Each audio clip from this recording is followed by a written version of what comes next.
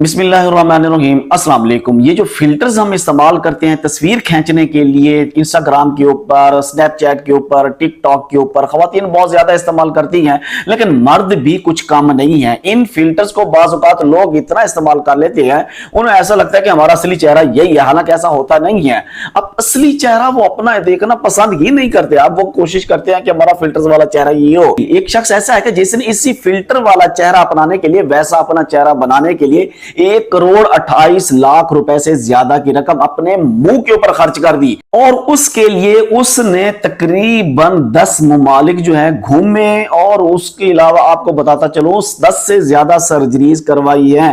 یہ 46,000 سے زیادہ ڈالرز کے پیسے بنتے ہیں۔ مطلب عجیب و غریب سی اس کی جو ہے نا شوق رہا ہے، سنیر رہا ہے۔ اس کی تفصیلات میں آپ طرح سے شیئر کرتا ہوں، لیکن اس سے پہلے آپ سے ریکویسٹ ہے، اگر آپ میرے چینل کے اوپر نئے ہیں تو چینل کو ضرور سبسکرائب کر لیں، بیل کے آئیکن کو پریس کر لیں تاکہ میری تمام آنے والی ویڈیوز آپ تک وقتاً فوقتاً پہنچتی رہیں۔ بندے کا نام ہے ڈیل کولن، ایک انسٹاگرام کا فلٹر تھا، وہ استعمال کرتا تھا، اتنا زیادہ انسپائر مانوس ہو چکا تھا اس فلٹر سے، اب یہ اپنی شکل کو ویسا ہی دیکھنا چاہتا تھا۔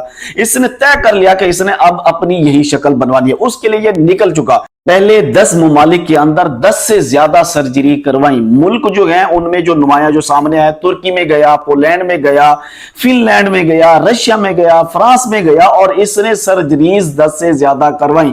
44,300 سے زیادہ جو ڈالر بنتے ہیں جو اس نے اپنے منہ کے اوپر خرچ کیے، اور آخر کار اس نے جا کر ویسا چہرہ بنانے کی کوشش کی جو اسے فلٹر پسند تھا۔ صرف فلٹر والا چہرہ بنانے کے لیے 24,000 میل کا سفر طے کیا اس بندے نے۔ 46,300 سے زیادہ تقریباً ڈالرز بنتے ہیں جو اس نے خرچ کیے اپنے منہ کے اوپر، اور آخر کار جا کے اس نے ویسا چہرہ بنانے کی کوشش کی جو فلٹر نما چہرہ تھا۔